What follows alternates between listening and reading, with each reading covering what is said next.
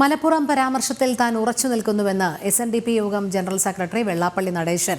മലപ്പുറത്ത് സാമൂഹിക നീതിയില്ല എന്ന് പറഞ്ഞത് സത്യമാണെന്നും ഈഴവർ അവിടെ അടിമകളാണെന്നും വെള്ളാപ്പള്ളി പറഞ്ഞു. മതേതരത്വം പറയുന്ന ലീഗ് മലപ്പുറത്ത് ഒരു ഹിന്ദുവിനെ സ്ഥാനാർത്ഥിയാക്കുമോ എന്നും വെള്ളാപ്പള്ളി ചോദിച്ചു. നമ്മുടെ ആളുകൾക്ക് ഒരു ശ്മശാനമേ വെട്ടിച്ചൂടാൻ പോലുള്ള അവസ്ഥയില്ല.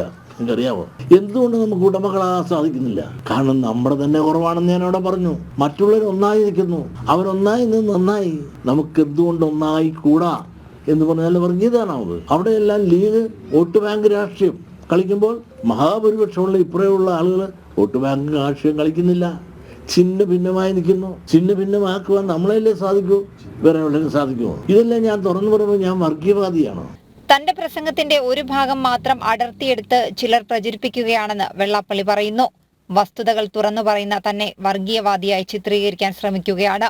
മലപ്പുറത്തെ 44% ഹിന്ദുക്കളിൽ ഒരാളെ പോലും മുസ്ലിം ലീഗ് സ്ഥാനാർത്ഥിയാക്കിയിട്ടില്ല. മലപ്പുറത്ത് ഈഴവ സമുദായത്തിന് വിദ്യാഭ്യാസ സ്ഥാപനം പോയിട്ട് ഒരു ശ്മശാനം പോലുമില്ലെന്ന് വെള്ളാപ്പള്ളി പറഞ്ഞു. മതേതര പാർട്ടിയാണെന്ന് പറയുന്ന ലീഗ് മതപാർട്ടി തന്നെയാണ്. ലീഗിൽ മതേതരത്വമില്ലെന്നും കോൺഗ്രസ് ലീഗിന്റെ തടവറയിലാണെന്നും വെള്ളാപ്പള്ളി വ്യക്തമാക്കി. ഈഴവ സമുദായത്തിന് ഒരൊറ്റ വിദ്യാഭ്യാസ സ്ഥാപനം, ഒരു സ്കൂളോ കോളേജോ ഒറ്റെണ്ണം പോലും ആ ജില്ലയിലില്ല. അതേസമയത്ത് മറ്റുള്ള സമുദായത്തിന് എത്ര ഉണ്ടെന്ന് നിങ്ങൾ ആലോചിക്കൂ.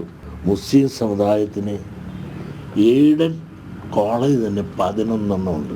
ആ സമുദായത്തിനുണ്ടെന്ന് പറഞ്ഞാൽ ആ MES ഉണ്ടെന്ന് ഞാൻ അവകാശപ്പെടുന്നില്ല. ആ മുസ്ലിം ലീഗിലെ ചില സമുദായക്കാർക്കാണ് ഇവരുടെ കയ്യിലാണ്. പറഞ്ഞാൽ ലീഗിൻ്റെ നേതാക്കന്മാർ, പ്രമുഖരായ നേതാക്കന്മാരാണ് അതിൻ്റെ ഉടമസ്ഥരി.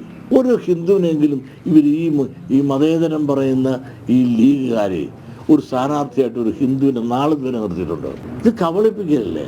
മലപ്പുറം ആരുടെയും സാമ്രാജ്യമല്ല, എല്ലാവരുടെയും കൂടെ സാമ്രാജ്യമാണ്. 56% അവരുണ്ട് എന്നുള്ളതിൽ അവർ ഒന്നിച്ചിരിക്കുന്നു എന്നുള്ളതിൻ്റെ പേരിൽ അവിടെ വരുന്ന മറ്റ് 44% അടിച്ചമർത്തിക്കൊണ്ട് എല്ലാം 56% മേധാവിത്വം സൃഷ്ടിച്ചു കൊണ്ടുപോകുന്നത് എപ്പോഴും നല്ലതല്ല. അപ്പോഴാണ് ജാതി ഇതുണ്ടാകുന്നത്. റഹീമിന് സിൻഡിക്കേറ്റ് മെമ്പറാകാൻ 12 വോട്ട് നൽകിയത് SNDP ആണ്.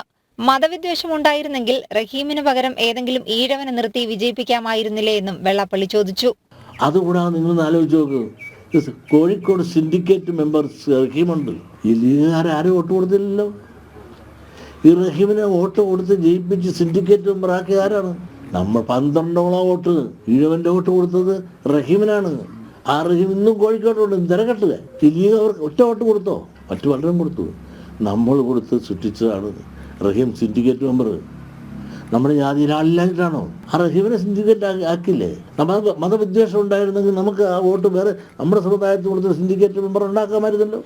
ജനം, ആലപ്പുഴ.